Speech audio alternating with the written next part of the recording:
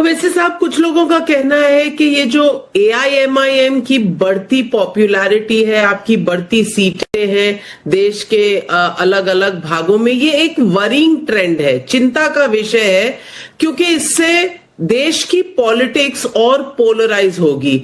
एक तरफ हिंदुत्ववादी बीजेपी और दूसरी तरफ आपकी AIMIM। ऐसे लोगों को आप क्या जवाब देंगे? एक तरफ तो हम कहते हैं कि भाई हमारी लोकशाही डेमोक्रेसी जो है पार्टिसिपेटिव फॉर्म ऑफ डेमोक्रेसी की है। संविधान प्लुरलिज्म डाइवर्सिटी की बात करता है। संविधान का जो प्रियम्बल है वो लिबर्टी इक्वालिटी जस्टिस फ्रेटर्निटी की बात करता है।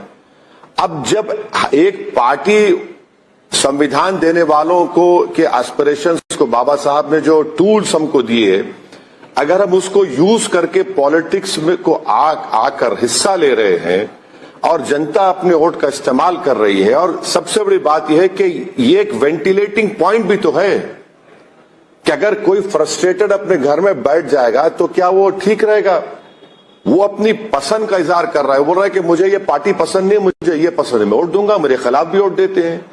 तो अगर आप डेमोक्रेसी को ये चाहेंगे कि नहीं सिर्फ एक्स को वोट दो तो ही देश का फायदा होगा, वाई को मत दो, तो भाई फिर आप नॉर्थ कोरिया स्टाइल में डेमोक्रेसी करिए। जब आप फ्रेटर्निटी की, जस्टिस की, पार्टिसिपेटिव फॉर्म ऑफ डेमोक्रेसी की हम लोग सब बात करते हैं कि भाई हमारे बुजुर्गों ने जो संविधान बनाया है कॉन्स्टिट्यूएंट असेंबली में, उनके ख्वाब को पूरा करना है, तो बुरी बात क्या है?